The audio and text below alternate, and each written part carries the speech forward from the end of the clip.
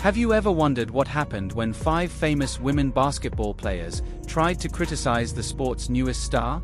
Well, this story is going to blow your mind. Let's start with Diana Taurasi. If you know anything about women's basketball, you know she's basically considered the GOAT, the greatest of all time, and for good reason. Music, she's won everything you can think of: 3 college championships, 3 WNBA titles, and she scored more points than anyone else in WNBA history. She's the kind of player young girls put posters of on their walls. But something really interesting happened. There's this new player, Caitlin Clark, who's been making headlines everywhere. Everyone's calling her the future of women's basketball. And get this, Clark actually looked up to Taurasi and always showed her respect. But then Taurasi and 4 other big-name players said some things about Clark that nobody saw coming. It was probably one of the first women's basketball players I really grew up idolizing and really liked knowing. Obviously her, Sue Meyer. So I would say that's kind of my first memory, just about the WNBA in general. She was one of the first that I really knew about. You know what's really cool about Caitlin Clark? Even after becoming super famous, she never forgot the amazing players who came before her. She always showed them respect, even when many basketball fans seemed to care only about her and ignored other talented players.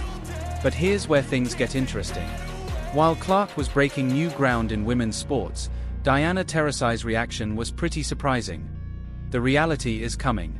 You know, there are levels to this thing, and that's just life. We all went through it. You see it on the NBA side, and you're going to see it here, where you look superhuman playing against 18-year-olds, but then you face grown women who've been playing professional basketball for years. Diana Taurasi is no stranger to giving newcomers a brutal welcome. In a jaw-dropping 4-hour livestream with Sue Bird, Taurasi didn't hold back. She openly admitted that when facing rookies, her goal isn't just to beat them on the scoreboard. It's to mentally and physically dominate them from the very first whistle.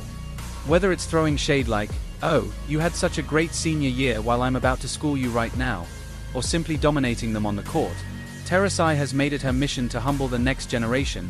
You'd think that after 2 decades as one of the league's faces, she'd be protective of her legacy, maybe even a little smug. But when Caitlin Clark arrived, this wasn't your usual tough love scenario. Taurasi's attitude wasn't about mentoring or passing the torch, it was pure hostility.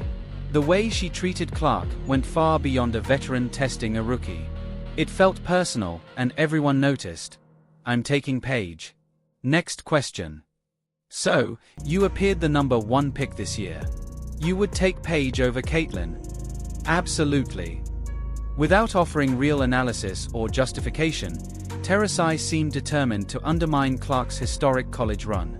Some initially speculated she was simply rooting for Paige, a fellow UConn alum with a connection to Taurasi. But it soon became clear that these relentless jabs weren't about loyalty or encouragement, they were something else entirely. When Caitlin Clark was controversially left off Team USA, it became obvious that Taurasi's motive wasn't just love of the game or defending a legacy. It seemed like she was fighting to stay relevant, clinging to the spotlight she felt was hers. The attacks on Clark weren't subtle. They were loud, brash, and calculated, revealing a side of Taurasi that stunned fans and critics alike. You were young yourself, and tell me if I'm wrong, you weren't named to the roster as soon as you graduated, right? You were young. Yeah. After I won 3 national championships in a row, I was named. It became painfully obvious that after being hailed as the WNBA savior and hitting milestone after milestone, Diana Taurasi was starting to look like a veteran struggling to let go of the spotlight. Despite the image she wanted to portray, jealousy seemed to creep in as the new generation, particularly Caitlin Clark, captured attention in ways Taurasi could only imagine. When you put the numbers side by side, the story tells itself. Diana was a 15-point scorer in college, while Clark was dropping 30 points per game and smashing collegiate scoring records left and right. It was clear where the world's focus was shifting. Diana's one-sided feud with Clark went quiet as the new season kicked off, but the whispers never faded. The tension lingered, and fans didn't forget a word of what had been said. All eyes were locked on one date, June 30th, when the Indiana Fever would face the Phoenix Mercury. Everyone knew this game would be more than just another matchup. It was a showdown fueled by months of drama, rivalry, and a score to settle.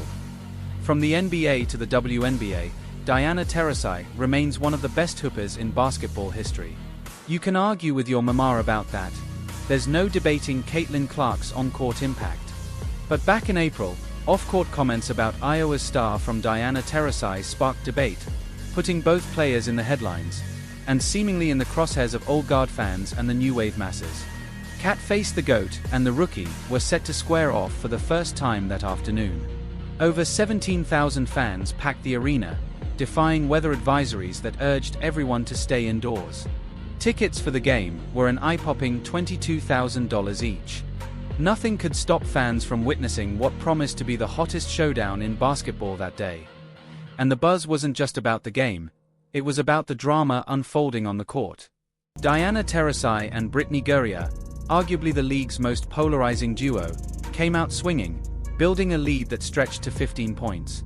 It looked like they were going to put on a clinic, but then, in a split-second miscalculation, they made a colossal error. They allowed number 22, Caitlin Clark, to find her rhythm. From that moment on, the energy shifted, leaving everyone on the edge of their seats as Clark started catching fire. One thing became crystal clear. Diana Taurasi, after all her tough talk, had no interest in going head-to-head with Clark. Instead of stepping up, she left her teammates to fend off Clark's relentless scoring spree on their own. It was shocking for a player known for her competitive fire, and it didn't go unnoticed. Fans expecting a clash of titans saw a veteran back away, just when the heat had been building for months. Taurasi had been throwing shade at Clark, but when it came time to back up her words, she left her teammates to do the heavy lifting. Cat face, it was a move that felt anything but GOAT-like. Could you imagine Michael Jordan shying away from a challenge like that, even with a comfortable lead in the second half? The Mercury crumbled under pressure, thanks to a blistering 15-2 assist performance from Clark. Meanwhile, Taurasi went ice cold, shooting a dismal 5 for 14 from the field. As the final buzzer sounded, fans didn't hold back. They made sure Taurasi knew exactly what kind of statement Clark had just delivered. But the humiliation didn't stop there. Clark and the Fever didn't just win that game. They went on to beat the Mercury 2 more times in their next matchups. Clark's jaw-dropping performances, 20 points, 13 assists, and 6 rebounds in one game, followed by 29 points, 10 assists, and 5 rebounds in another, weren't just wins. They were statements. She took a team that had been the league's laughingstock a year ago, and led them to a clean sweep over a player many consider the greatest of all time. To make matters worse for Taurasi, Clark's Fever ended the season with a better record than the Mercury, sparking whispers that Taurasi's time might be up if retirement was truly on the horizon. It seemed she would leave the game without ever conquering the rising star, who now stood in her shadow. But Caitlin Clark's triumph didn't end with Taurasi. Cat face, she had another point to prove, this time against Minnesota Lynx coach Cheryl Reeve, who had coached Clark's hometown team and lived just a stone's throw from her childhood home. Reeve also happened to be the head coach of Team USA, the same team that controversially cut Clark from the roster. The ever-composed Clark played it cool, publicly saying there were no hard feelings, but behind the scenes, whispers suggested she had some choice words about that snub. As a coach of the home team, there are going to be a lot of people cheering for the other side. I get 2 shits. How about 1? Not even 1. Laughter. This was another game Clark was taking personally, and it showed.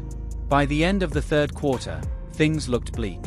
The Lynx had dominated, holding Clark to a frustrating 3-4-9 shooting and forcing 4 turnovers in a rough first half.